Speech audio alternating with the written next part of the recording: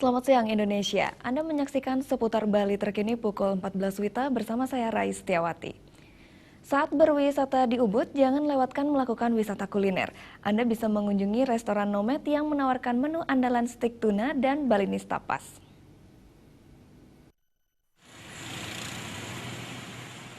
Restoran Nomad merupakan salah satu tempat kuliner yang sangat diminati masyarakat lokal serta wisatawan domestik maupun mancanegara.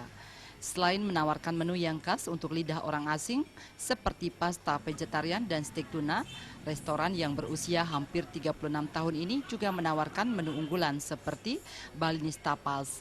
Stik tuna disajikan dengan beragam pelengkap seperti kentang, paprika, sayur, lada putih, dan sambal matah dengan rasa yang lezat. Sedangkan Balinese tapas yang dalam bahasa Spanyol berarti makanan kecil dipadu 3 jenis nasi putih, nasi kuning, dan nasi beras merah dengan 12 jenis menu yang bisa dipilih sesuai selera seperti pepes ikan, sate lilit, lawar, ayam betutu, sate ayam, hingga pelecing kangkung dilengkapi sambal matah. Restoran ini sangat mengutamakan kualitas dan kesehatan makanan. Manajer restoran Nomad Made Sudarmo mengatakan, awalnya restoran ini adalah warung makan yang dibangun pada tahun 1979.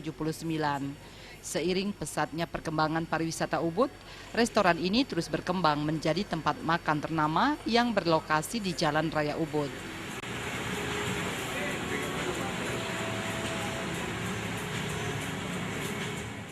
Tren kita juga menjadi suatu tempat pertemuan atau a meeting place for world travelers. Nah, dari tahun itulah kami berkembang, tentunya kami sangat menyadari sebagai usaha kuliner, di mana usaha kami ini adalah usaha kreatif. Jadi di sana kami mulai berpikir, belajar, mengembangkan konsep-konsep. Selain restoran, Nomad juga menyediakan butik dengan koleksi batik dan painting batik untuk wisatawan. Pera Widya dan Riase, Bali TV.